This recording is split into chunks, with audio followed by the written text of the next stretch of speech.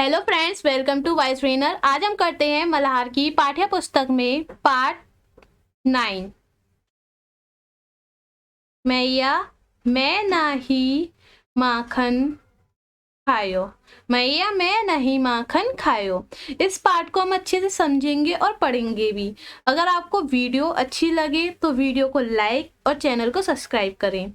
और आपको इस किसी भी चैप्टर की और वीडियो चाहिए तो आप प्लेलिस्ट में जाके वीडियो को देख सकते हैं। चलिए पढ़ते हैं। पार्ट 9। मैया मैं नाही माखन खायो। इस पार्ट में कवि सूरदास जी हैं और कवि सूरदास जी हिंदू भक्ति के कवि और गायक थे और वह श्री कृष्ण जी के परम भक्त भी थे।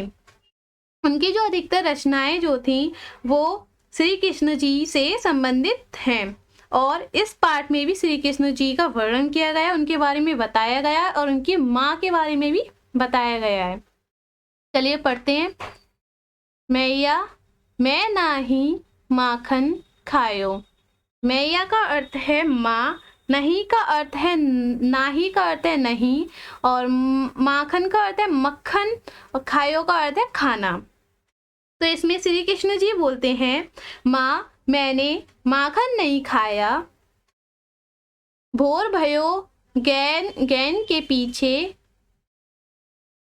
मधुबन मोही पठायो।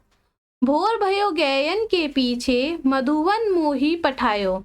तो भोर का अर्थ है सुबह, भयो का यानी होने ही, गयो गैयन गैयन का अर्थ है गए, और पीछे पीछे का यानी पाछे, पाछे का यानी पीछे, और मधुवन का अर्थ है मथुरा के पास यमुना के जो किनारे एक वन होता है वो, और मोही का अर्थ है यानी मुझे, और पठायो का अर्थ है भेज दिया।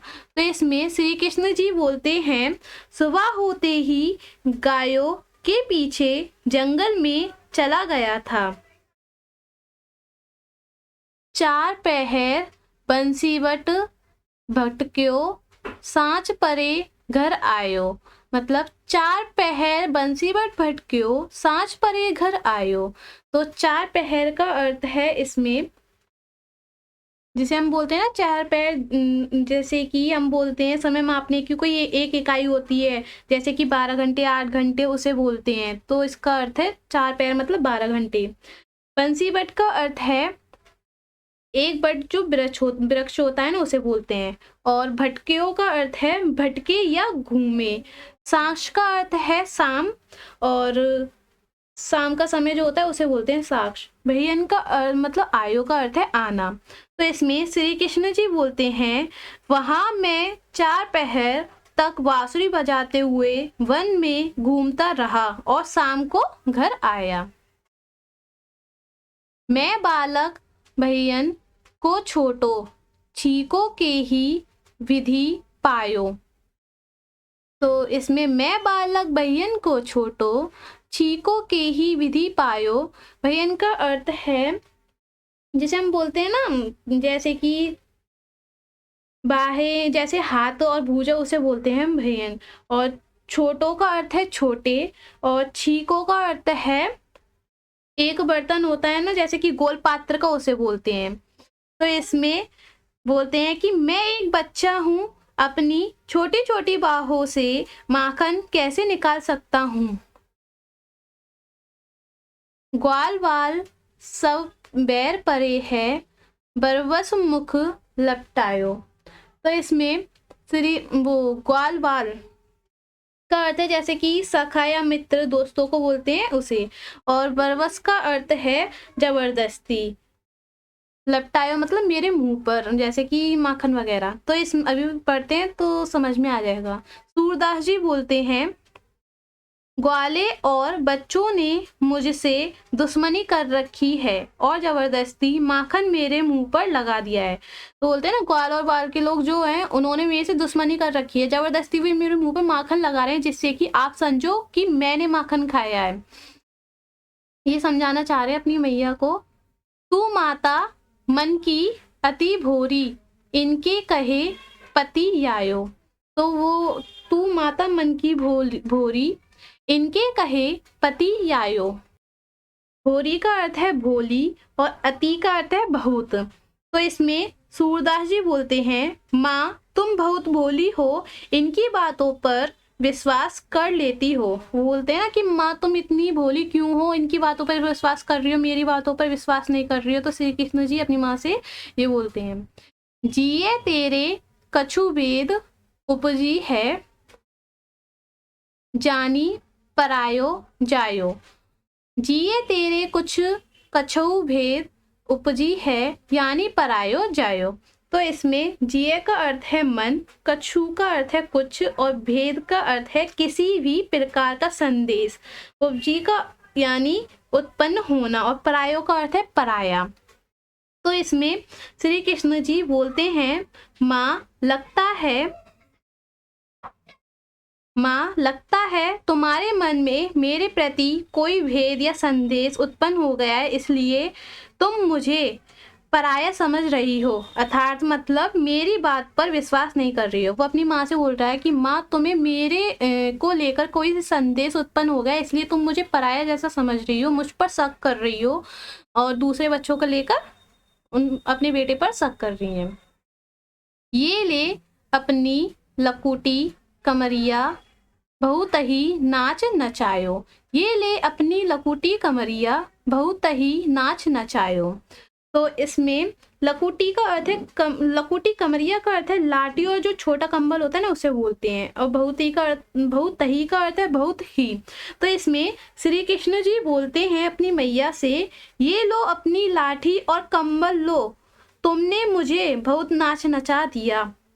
अपनी माँ से गुस्से में बोल रहे हैं, लो अपनी लाठी और कंबल, बहुत ही ज्यादा नाच नचा लिया, अब नहीं। तो सूरदास तब भ्यासी जसोदा ले उर कंठ लगायो। सूरदास तब भ्यासी जसोदा ले उर कंठ लगायो। तो इसमें सूरदास जी बोलते हैं, पहले हम इसका अर्थ समझ लेते हैं। भ्यासी का अर्थ है मुस्कुराना या हंसना और लगायो का अर्थ है लगाना। तो इसमें सूरदास जी बोलते हैं कि यशोदा श्री कृष्ण की बात सुनकर मुस्कुरा देती है और उन्हें गले से लगा लेती है। सूरदास जी बोलते हैं ये बात। तो इसके कवि कौन है? सूरदास जी। अब इनकी हम कवि परिचय पढ़ते हैं। कवि से परिचय। आपने जो रचना अभी पढ़ी है वह सूरदास द्वारा रचित है। माना जाता है कि उनका जन्म 15वीं शताब्दी में हुआ था। उनका जन्म कब हुआ था? 15वीं शताब्दी में। सूरदास ने अपना अधिकांश जीवन मथुरा, गोवर्धन सहित ब्रज के क्षेत्रों में श्री कृष्ण के गुणगान में भजन गाते हुए बिताया है। उन्होंने सबसे ज्यादा अपना जीवन कहाँ पे बिताया? मथुरा, गोवर्धन सहित ब्रज के क्षेत्रों में, मतलब श्री कृष्ण का गुणगान करते हुए, भजन गाते हुए उनका वहां पर उन्होंने सबसे ज्यादा बिताया है। तो उनकी रचनाएं ब्रज भाषा में उपलब्ध हैं। ये रचनाएं इतनी सुंदर हैं कि आज भी लोगों के बीच बहुत प्रचलित है। उनकी अधिकतर कविताओं में श्री कृष्ण की बाल लीलाओं का मनोहरी वर्णन है। ये कविताएं अत्यंत लोकप्रिय हैं और देश भर में प्रेम से गाई जाती हैं। अपनी उत्कृष्ट रचनाओं के लिए वे महाकवि सूरदास कहलाते हैं। उनकी मृत्यु 16वीं शताब्दी में हुई थी। उनकी मृत्यु कब हुई थी? 16वीं शताब्दी में। उनका जन्म हुआ था 15वीं शताब्दी में और उनकी मृत्यु 16वीं शताब्दी में। अगर आपको वीडियो अच्छी लगे तो आप इस वीडियो को बार बार देखो, जब ये अच्छे से समझ में आएगा। चलिए, थैंक यू। अगर आपको वीडियो अच्छी लगे तो वीडियो को लाइक, शेयर एंड सब्सक्राइब।